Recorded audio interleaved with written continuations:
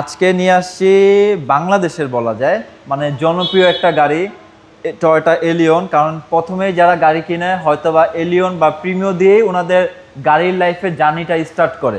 তো তাদের জন্য এই টয়োটা এলিয়নটা গাড়িটা মোটামুটি ভালো ফ্রেশ কন্ডিশনে আছে।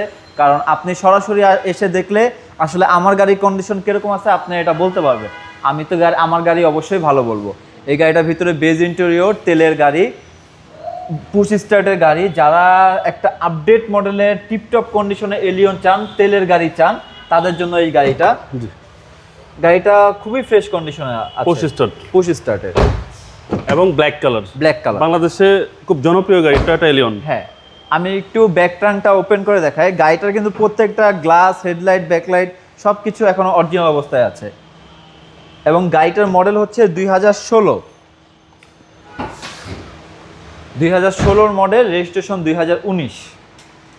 দেখেন, এবং পিছনে কিন্তু হিউজ স্পেস এবং 100% অকটেন। চেসিস তো দেখা যাচ্ছে একদম মাখন। একদম। এই গাড়িটা যে ভদ্রলোক ইউজ করছে খুবই যত্নে, খুবই শৌখিন একটা ইউজার। গাড়ির কন্ডিশন দেখলে আসলে বোঝা যায় যে গাড়িটা কোন ব্যক্তি ইউজ করেছে। তো এই গাড়িটা যারা নিতে চান সরাসরি চলে আসেন কেএস কার ভ্যালিতে।